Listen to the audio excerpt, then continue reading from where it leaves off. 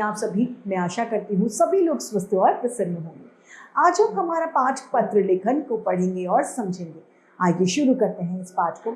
ये है पाठ 14 पत्र लेखन, लेटर राइटिंग। पढ़ना लिखना सीखने के लिए आप प्रतिदिन विद्यालय यानी स्कूल जाते हैं। कभी कभी किसी मजबूरी के कारण विद्यालय जाना नहीं हो पाता।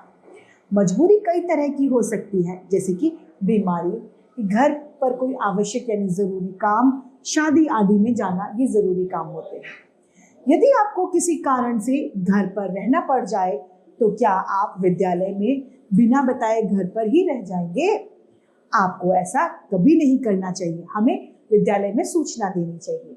आपको विद्यालय में छुट्टी लेने और विद्यालय में छुट्टी के लिए प्रार्थना पत्र भेजना चाहिए। यहाँ पर प्रार्थना पत्र के कुछ नमूने यानी उदाहरण दिए हैं, आइए इन्हें पढ़ते हैं। पहला पत्र है बीमारी के कारण अवकाश लेने के लिए प्रार्थना पत्र। ये है सेवा में श्रीमान प्रधानाचार्य एसडी पब्लिक स्कूल कानपुर महोदय, सविनय निवेदन है कि मुझे कल रात से बुखार है, जिससे शरीर में बहुत ज्यादा दर्द यानी पीड़ा और बेचैनी है। डॉक्टर ने मुझे 1 सप्ताह यानी 7 दिन तक पूरा आराम करने की सलाह दी है।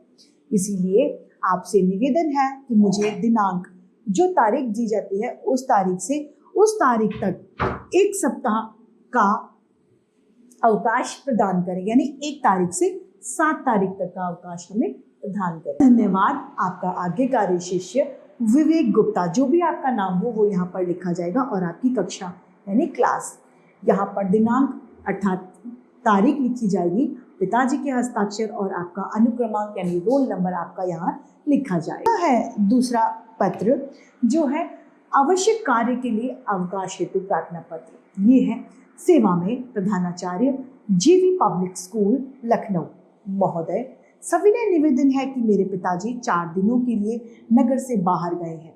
अब मुझे घर पर रहकर अपनी माताजी की सहायता करनी है, क्योंकि वे प्राय यानी ज्यादातर अस्वस्थ यानी बीमार रहती हैं। कृपया मुझे दिनांक, जो भी तारीख दी जाती है, उस तारीख से उस तारीख तक, जैसे 1 से 2 तारीख या 3 तारीख तक 4 दिन का अवकाश प्रदान करने की कृपा करें। धन्यवाद। आपका आज्ञाकारी शिष्या रेखा भारद्वाज कक्षा। दिनांक, माता के हस्ताक्षर और अनुक्रम। पत्र है व्यक्तिगत पत्र।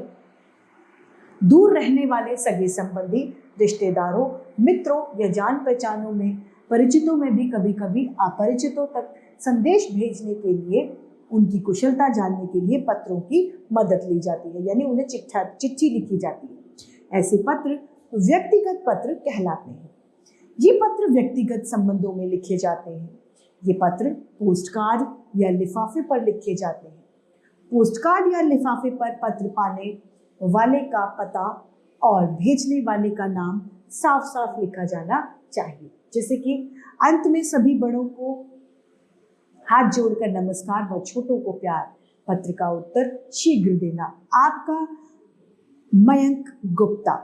यहाँ पर श्री विनय कांत सिंह 21 आशा विहार मुजफ्फरनगर और नीचे पिन दिया गया है। इसी तरीके से यहाँ पर भेजने वाले का पता लिखा है, प्रेषक है अनिल गोयल। अगला पत्र दिया गया है पिताजी को पत्र यानी पापा को। ये लिखा गया है 112/2 उत्तरी सिविल लाइन मुजफ्फरनगर। दिनांक, पूज्य पिताजी, सादर चरण स्पर्श। मैं यहाँ कुशलता पूर्वक हूँ और आपकी कुशलता के लिए ईश्वर से प्रार्थना करता रहता हूँ। मैं पूरे परिश्रम से अपनी पढ़ाई कर रहा हूँ।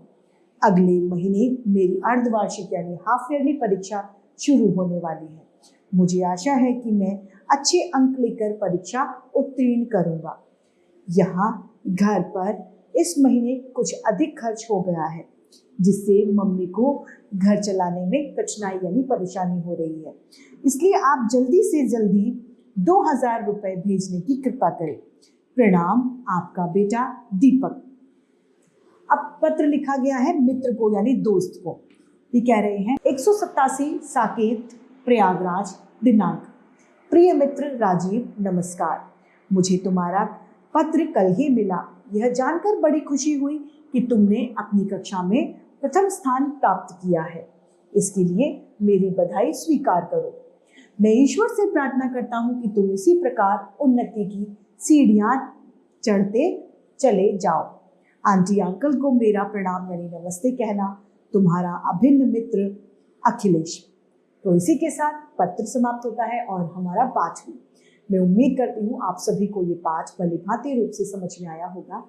आज के लिए इतना ही, फिर मिलते हैं। धन्यवाद।